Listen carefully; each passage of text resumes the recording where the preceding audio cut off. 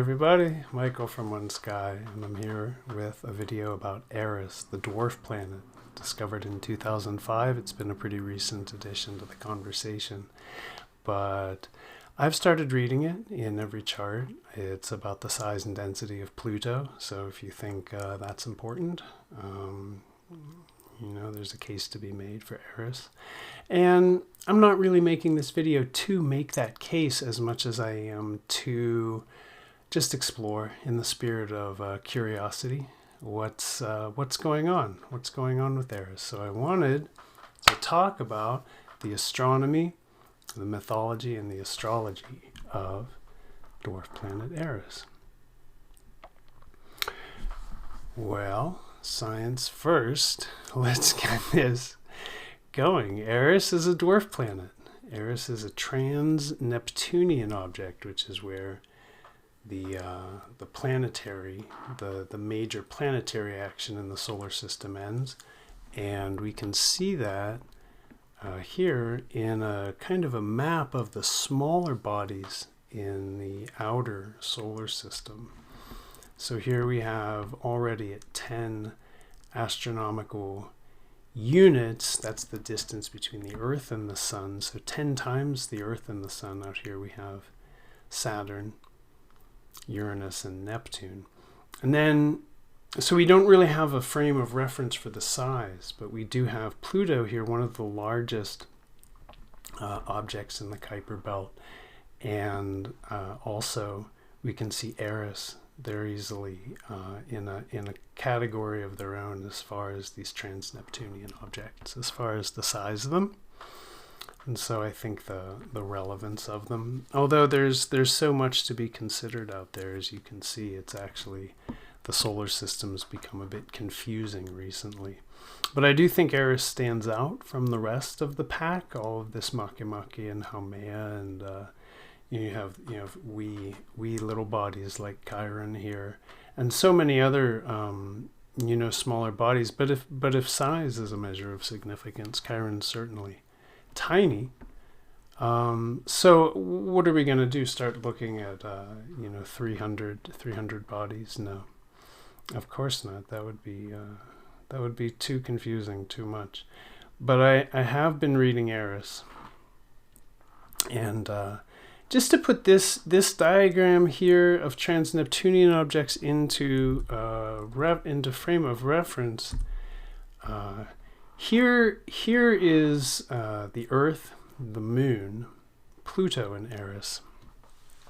And so we can see, going back, that these are about the size of Earth's moon. About the size of Earth's moon. So Eris has a 558-year orbit. You can compare that to Pluto's 248-year orbit. So 558 years around the Sun, and I do have a really cool graphic of the orbit of Eris. And this is going to be interesting when we start talking about the mythology of Eris, because what we have mythologically is a force that's erratic, eccentric, and chaotic.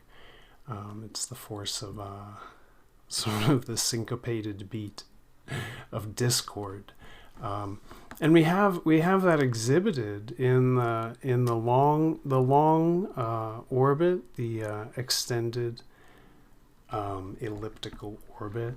And it's inclined at a 44-degree inclination to the plane of the orbit of the planets here. And it's it's not really going around the Sun in the same way that the other bodies are. It's got its own, it's really got its own thing. So it's got its own thing going on.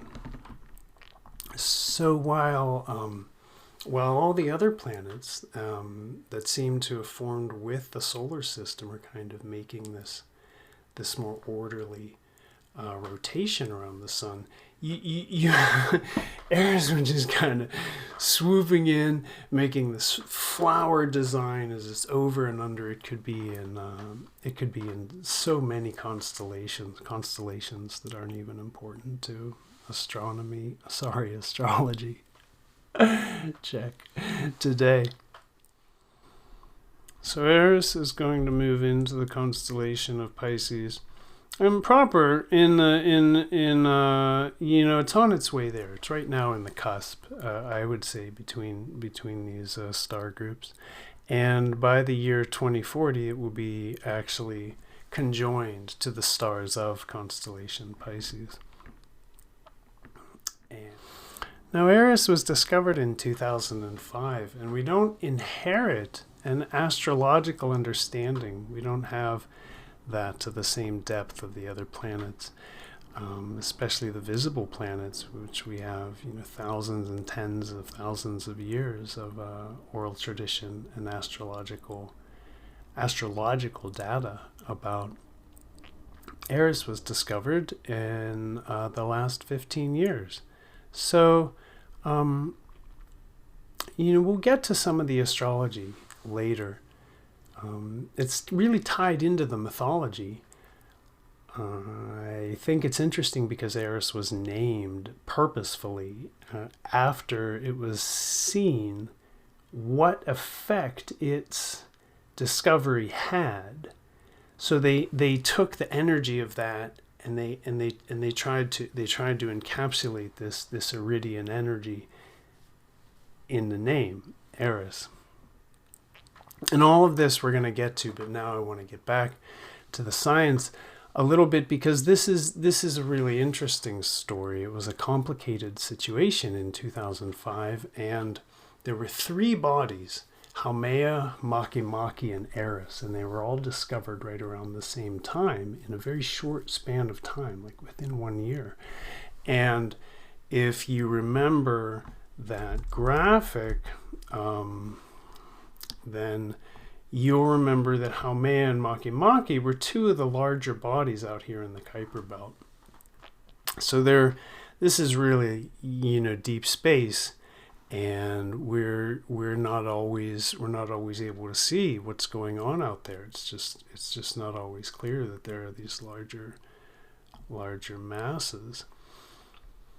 And in a very short span of time, Haumea, Makemake, and Eris were discovered. They're all, around the size of Pluto, and the circumstances caused the International Astronomical Union to meet and discuss the definition of a planet. That's the really short version of like an incredibly controversial kind of upheaval in the world of astronomy and astrology, because Pluto got demoted. And when I was a kid, we learned that the planets started with Mercury and ended with Pluto. Pluto was definitely a planet. And it was the discovery of Eris that led to Pluto's reclassification as a dwarf planet. And basically, a dwarf planet is an object big enough to hold a moon in its orbit, but it's too small to have cleared its path around the sun of all other bodies.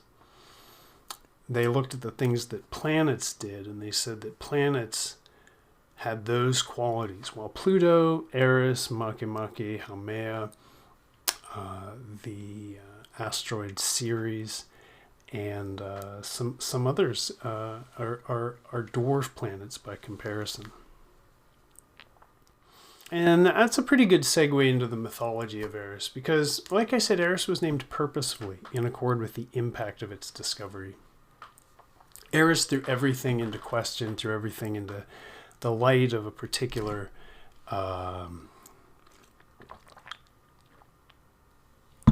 chaos that was very argumentative, very confrontational. And so they chose this name. They chose this name when they saw the effect that it had. And Eris was the ancient Greek goddess of discord, strife, and chaos. Pretty grim. Pretty serious stuff. She was the child of darkness and night. She was the mother of dysnomia, who is lawlessness. That's the translation of dysnomia, lawlessness. But had a dual side, was also the mother of Horkos, who was oath, who held beings who took an oath to that oath, or would visit, Horkos would visit wrathful vengeance on them if they broke that oath, basically. So a quality of lawlessness and a quality of holding to an oath. Eris had a lot of other children. I don't even want to get into it because it was like murder and war and pain and struggle. And Eris got a really bad rap by the Greeks. And we're going to take a look at why. She was one of the last figures in all of Greek mythology to find celestial recognition, to have a heavenly body named after her. She was the last one to get invited to the party. And she's one of the hardest energies to work with from the point of view of just the psyche. I'm not talking astrologically here, I'm talking mythologically. But if we take the inner meaning as reflective of the outer story, this is a very difficult energy. She had 0 temples in ancient Greece. Eris had no temples. And you got to understand the context of that, but it is indicative of how many people really sign up, buy that ticket to work with chaos, discord, and strife. In Greek mythology, Eris makes almost one major appearance. So she was known for one thing, and this was starting the Trojan War. Now, modern archaeology in its wisdom has decreed that the Trojan War probably never happened and was just a story that they made up. And if you ask any questions about that, they'll say, son, and tell you, that you're wrong if you don't agree with the institution. I can say that to the ancient Greeks, the Battle of Troy with the Trojan horse, this was a civil war between the army of Troy, a Greek city, and Sparta. So this was real, and this was an actual historical event to the ancient Greeks. And Eris started that war. Eris is credited with starting the Trojan War. So already we're off on a really bad foot. The story goes, and there's a lot of information about this out there, so I'm just going to gloss this, but the well-known story of Eris is that she was left off the guest list of a very, very exclusive wedding party. And some goddesses and gods made the list, but she didn't. And so she decided to get into a little bit of a mischief and went to the party, but didn't go in, just kind of hung out on the outside and rolled a golden apple. It was some kind of magical apple. It was a golden apple into the party, which said to the prettiest, to the fairest, to the most lovely, something like that in Greek. And this, of course, got the goddesses into a tizzy, started a cosmic cat fight, which, like I said, the gloss of this is that cat fight resulted in the Trojan War. I don't find these stories to be overly important, and I find them like pretty obviously written by men. And the whole thing is,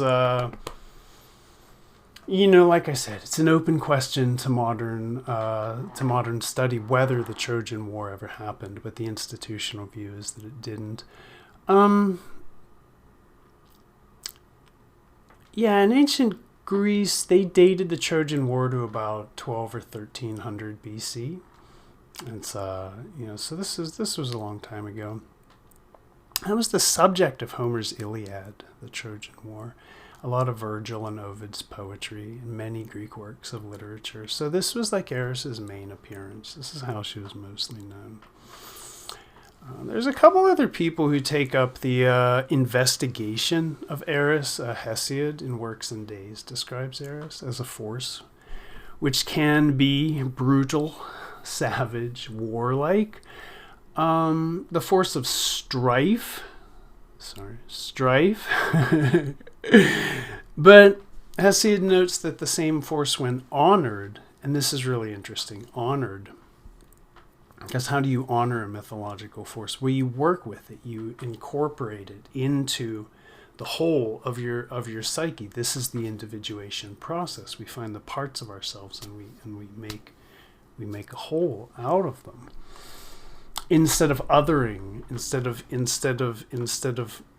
othering and projecting the force of strife and struggle, the things we don't want to look at, the things we don't want to accept in our own psyches.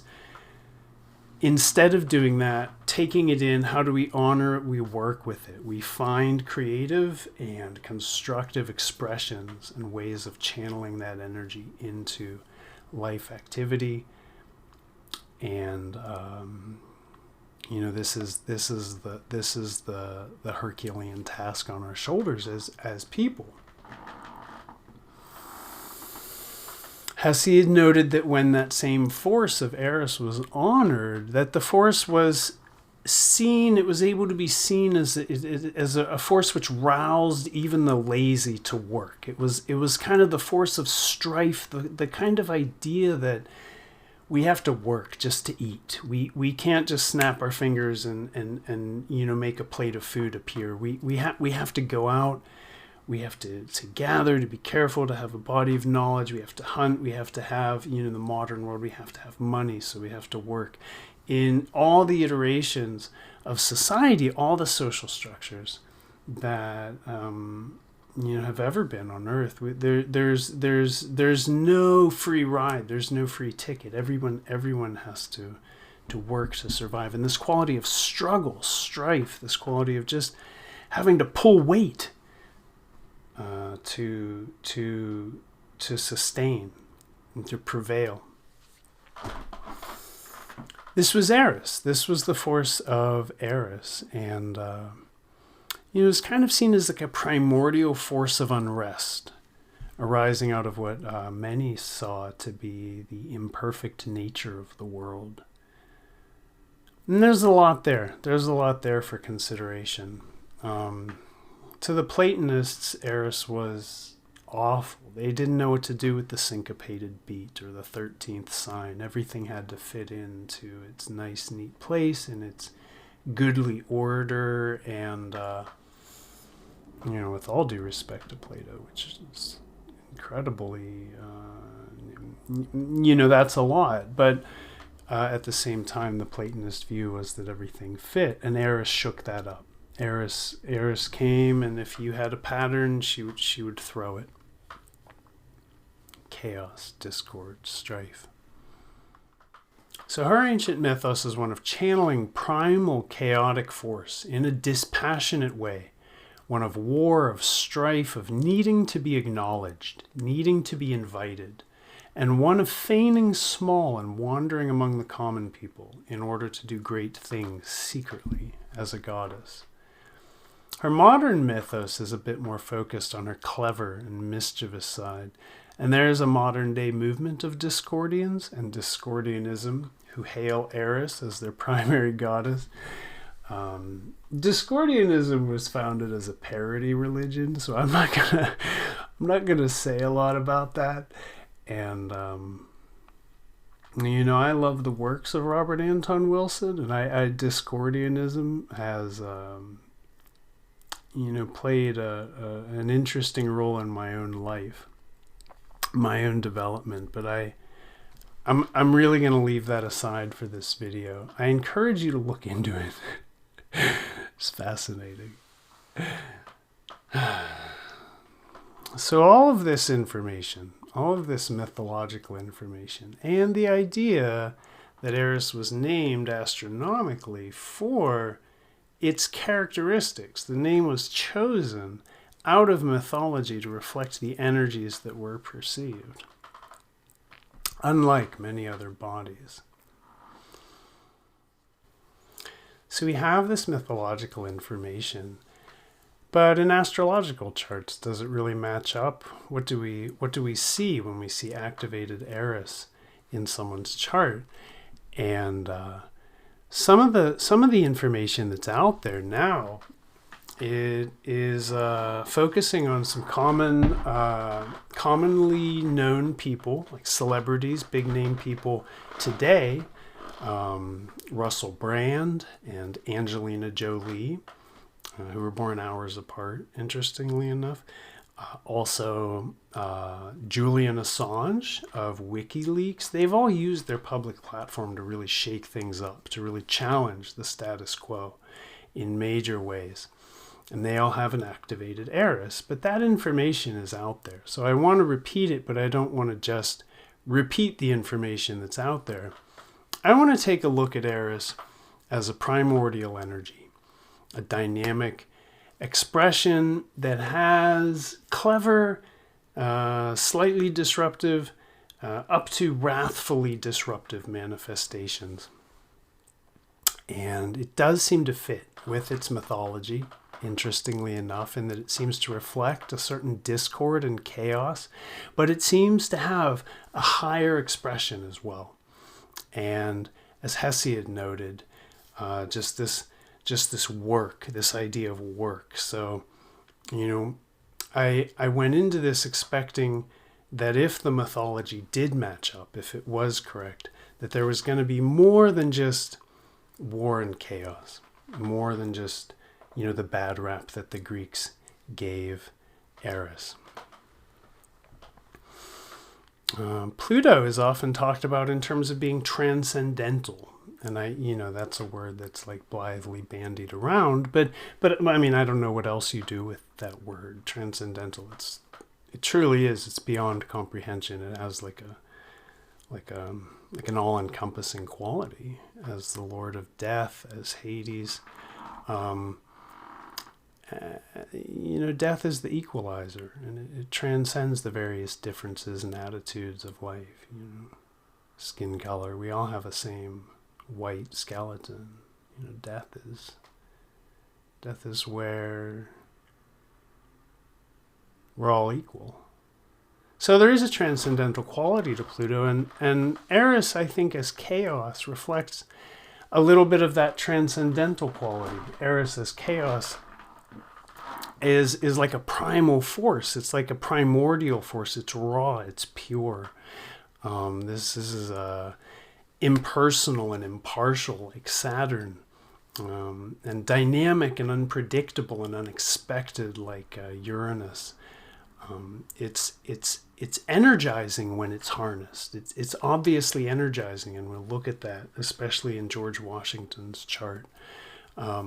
But it's explosive when it's not harnessed. It can be really powerful. So I want to get to the charts. I have 4 charts of famous people with a highly activated Eris, and so the first thing I want to say here is that I am a true sidereal astrologer, which means we're going to be looking at these charts in a true sidereal framework. In the true sidereal framework, let's just jump right in here. This is a true sidereal zodiac. This is using all of the constellations that cross the ecliptic, so you'll see a Fucus included. So it's 13 sign, uneven boundary, which means that the signs aren't just 30 degrees, but are they have uneven boundaries depending on the actual size of the constellations. So we're using the actual size and location of the constellations, and because Libra is a bit smaller a constellation than massive Virgo, you'll see that reflected. The information I'm presenting in this video should be applicable to practitioners of tropical. It should be relevant across which zodiac you use. I just wanted to kind of let it be understood that I'm going to present this in a true sidereal framework. It does change some of the signs, so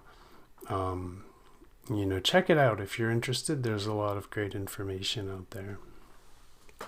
I also want to say that I am, and I said this at the beginning, I think, but I want to engage this from the point of view of curiosity and not knowing, like the Zen, like only don't know. I'm really going into this with just a lot of kind of inquisitive energy around how Eris might express herself, and I'm not really trying to tell you this is how it is as much as I'm trying to encourage you, one, to look and see, start reading it and see, like, how does this manifest? And at one point we didn't have Uranus or Neptune or Pluto, and when astrologers started to take note and started to mention them, they were said to be, oh, you're just complicating everything. You're making it more confusing. That's not, people wrote against it and spoke against it, the inclusion of new discoveries for forever. It's just kind of the response people have to that sort of thing. So I think it's time, 15 years later, to really start taking a look at Eris. I think one of the major features of Al Capone, who and I did mention that all of these people kind of owned their name, and Al Capone's the exception, but he did have one name, because if you don't know, Al Capone was Scarface, famous gangster, Scarface. And Eris is here in Al Capone's first house, the only body in the house, and it's conjoined to an Aquarius ascendant. So it's also making some pretty close squares. We have Saturn and Neptune squares that are really close, and so it seems pretty activated. It seems pretty activated in the chart. So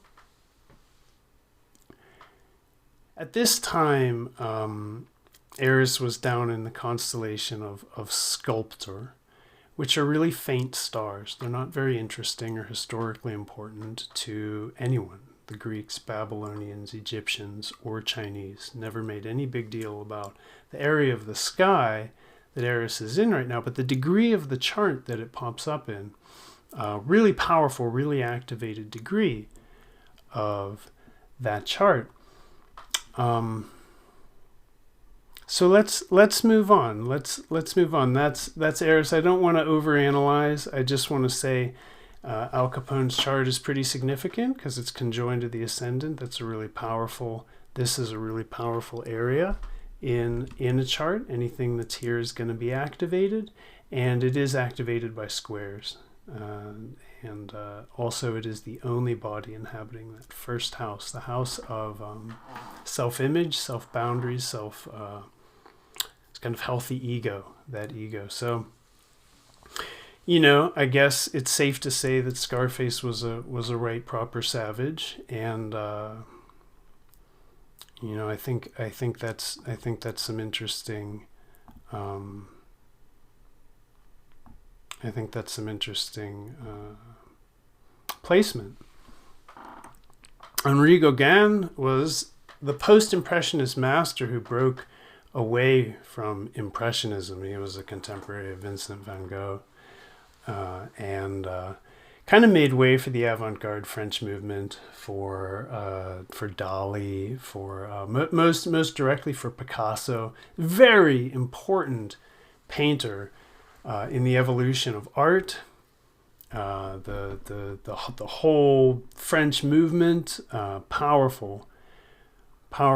He and Van Gogh are famous now because they broke. They weren't doing what everyone else was doing, but neither of them sold many paintings in their life. I don't think. I think between the two of them, they might have sold like one. Literally, I'm not making that up. No one liked their work. No one wanted to support them. They couldn't get galleries to show their work. But nonetheless, after their death, remembered as the most important, the most significant of their cadre, almost by leaps and bounds. Paved the way for surrealism. Henri Gauguin.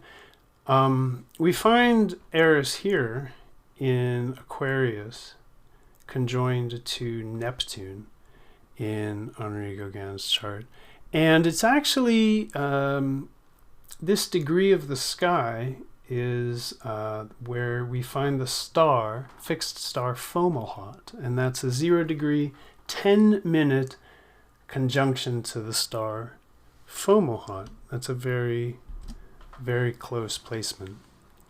So we do have this Eris in a really activated degree of the sky, and we have it conjoined to Neptune, the planet of artistic inspiration.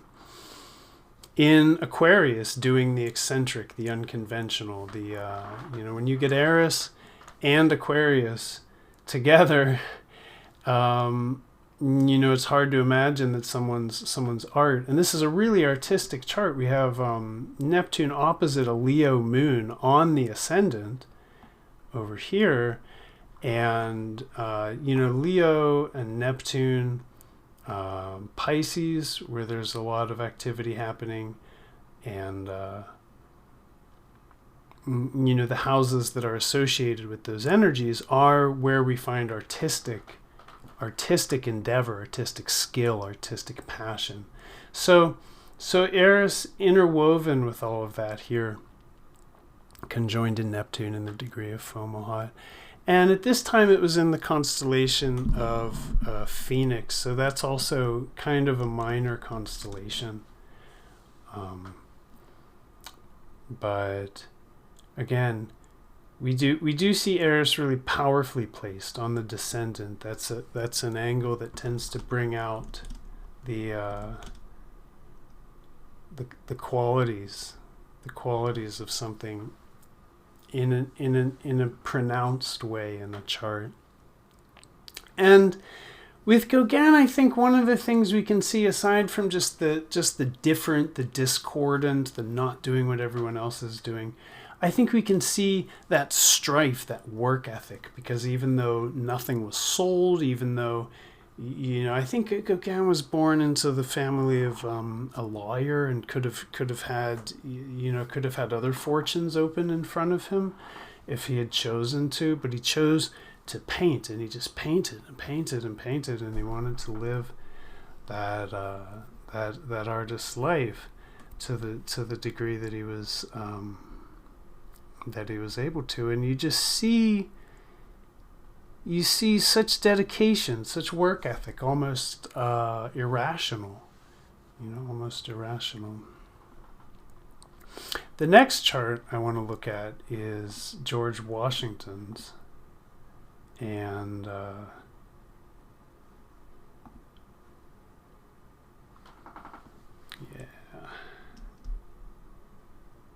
here we go.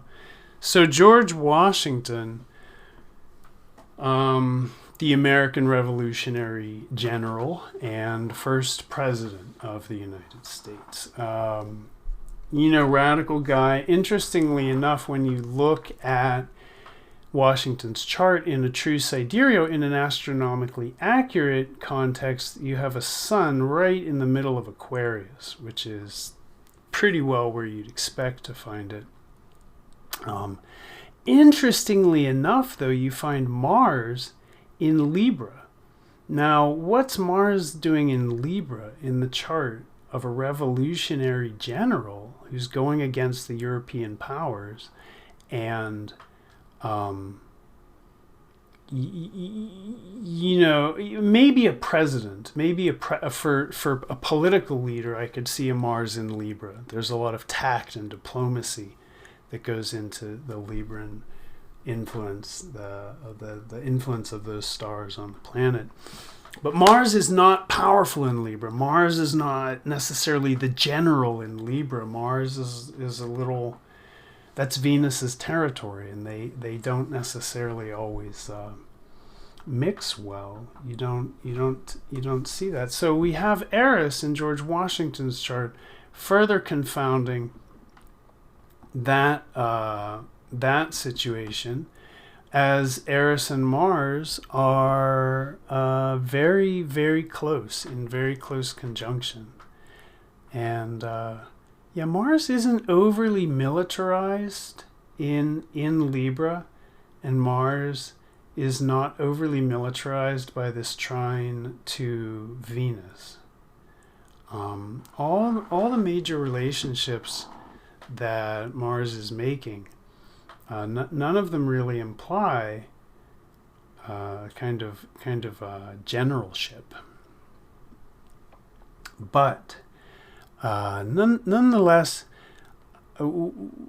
you can see Eris as hard work, or as a kind of chaotic savagery, as a kind of war force, and there is a really interesting aspect of Eris, that work ethic, the work ethic it takes to become a general, especially with Mars in Libra, not necessarily a militarized expression of it. And so all the sides of Eris are expressed. The upper dimension of hard work, strife, of just working with chaos, and putting yourself into discordant situations, and as well that savage kind of the kind of strategy and cunning that the myth reflects. Kind of all the expressions of Eris that we've talked about, I can see them fitting into this placement in Washington's chart somehow. And I don't really want to dwell, but I want to look at one more placement of Eris, which is really significant. And here we have Isaac Newton, physicist, astronomer, Renaissance man. We see in Gemini his moon is in 0 degree 2-minute conjunction to Eris. And that I find really interesting, because we don't think of Isaac Newton as a chaotic person. As Newton was impeccably ordered and orderly, and just made such powerful sense of the world. So maybe there's something else going on here. That's interesting. We do see that moon as part of a grand trine with Venus in Aquarius and the ascendant in Virgo.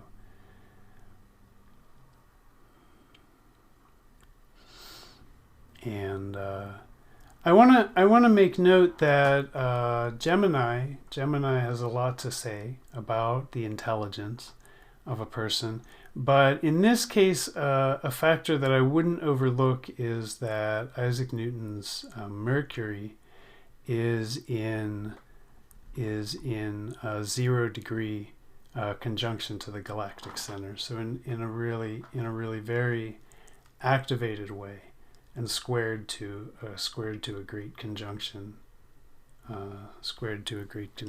here between Jupiter and Saturn.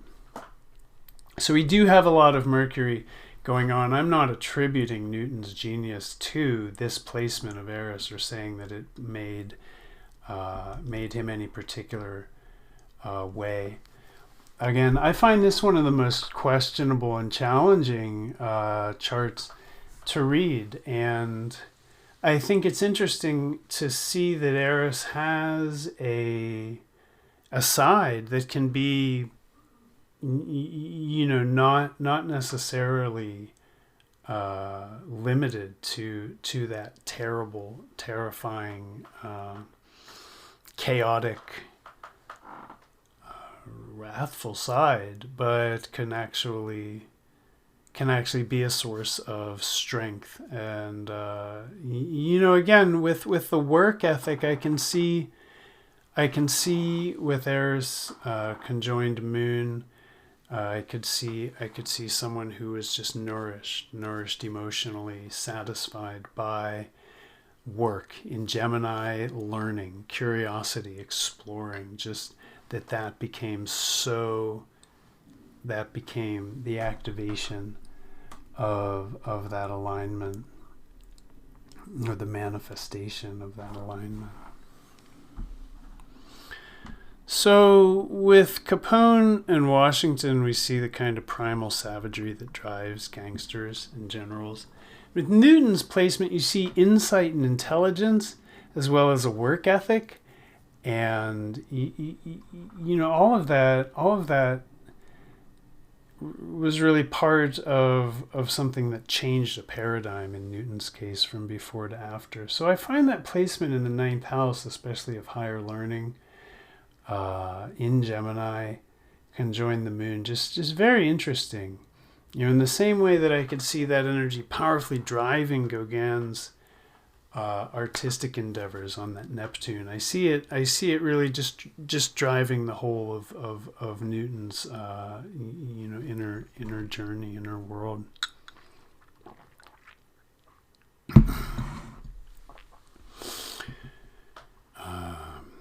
We don't know a lot about Eris yet, so I consider this a work in progress. I consider this an open question, and I'm not really trying to tell you how Eris is astrologically.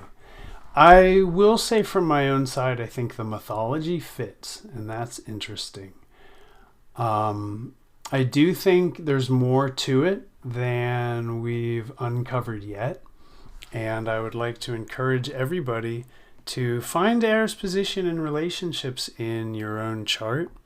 I want to encourage you to study, pay attention to Eris, and just begin to notice, especially when it's activated, what kind of energies are expressed. Begin to fold it into the conversation and, give it the recognition and seriousness that it seems to deserve. In 2005, Eris discovery came at almost the same time as Makemake. That's the third largest dwarf planet behind Pluto and Eris. And it's a year after the discovery of Haumea in 2004.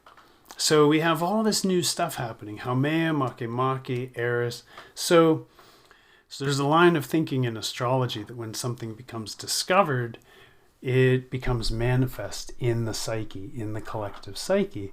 So looking at history just since 2004, 2005, 2006, there are some interesting things that have happened, and we see our fair share of war and chaos and disasters. It's about that time. It's about that season. But we also, interestingly, see the Me Too movement starting in 2006. And I think the Me Too movement encapsulates everything about Eris from mythology, the kind of unacknowledged, the snubbed, the othered, the disliked, coming and having her turn, having her way, to the upset, to the upset of the structure of power, to the detriment of the status quo. Some other interesting things have happened.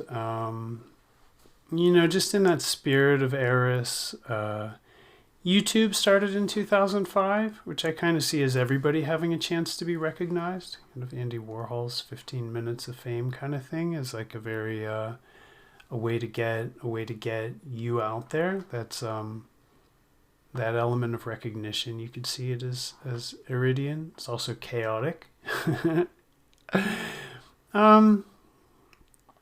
Inconvenient Truth won Best Documentary Oscar in 2007. That kind of represents a shift in thinking, in mainstream thinking towards ecological conversation. Although since 2007, we've done too little and too slow, and that's a whole other different conversation. Also in 2007, Nancy Pelosi, the first female Speaker of the House, was elected. So, I don't know, just some interesting maybe coincidence. I'm not suggesting causality here, but just some things that happened around that time that fit with the myth of Eris, with this archetype of chaos, of discord, of strife. I think that there's a lot more here. There's a lot more to the picture than the Greek mythology offers us. I do think that elements of the mythology are accurate, but I think we need to keep looking at Eris in charts, keep seeing examples of its higher nature and its benefic side.